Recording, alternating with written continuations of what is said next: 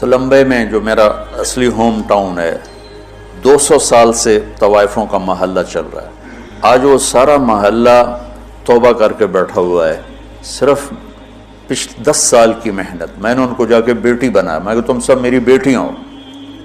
اسی ایک لفظ نے ان کے آنسوں کیا ہچکیاں بجا دی کہ مولانا صاحب سانوں تو ساڈے پیو نہیں آتے تو ساڈی بیٹی ہیں تے تسی مولانا ہو کے آخر ہو تسی میری بیٹیاں ہو. اس عزت نے ان سے توبہ کرواتی. میں نے ان کے وظیفے مقرر کیے. ایسے وظیفے نہیں ہیں کہ وہ بیچاری آسانی سے کھا سکیں کہ بیٹیوں تم گھر بیٹھ جاؤ اور دال روٹی کھا سکتے ہو. اس سے زیادہ بھی میری بھی اوقات نہیں ہے.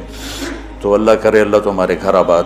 2 لفظ محبت بھرے پوری زندگی ان کی تبدیل ہوگی.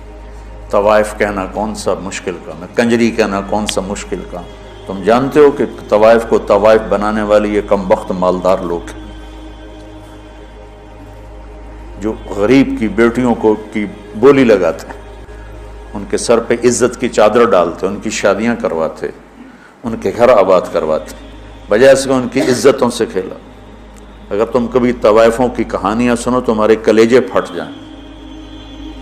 ممبر پہ بیٹھ کے بیان کرنا تو بڑا آسان کام.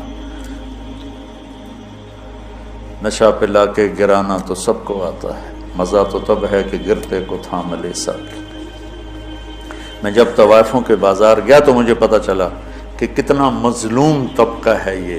غریب کی بیٹی پیٹ کی آگ بجھانے کے لیے جسم بیچتی ہے اور اس کے ماتھے پہ طوائف کا داغ لگتا ہے, اور اس بدبخت زمیندار پر چودھری کا ویسے ہی تاج سجا رہتا ہے جس نے راتوں کو جا کر اس کی عزت کے سودے کیے. اس کی شادی بھی کروا سکتا تھا. وہاں کی طوائفیں بڑے بڑے ذمہ داروں کی بیٹیاں. میں وہیں پیدا ہوا, وہیں پروان چڑھا. تو اگر میں بھی ان سے نفرت کرتا, اگر ان 300 میں 100 ہی پکی ہو گئیں, ایک بھی ہو گئی تو میری ساری 50 سال کی تبلیغ ایک طرف اور ایک طوائف کا توبہ کر لینا ایک طرف.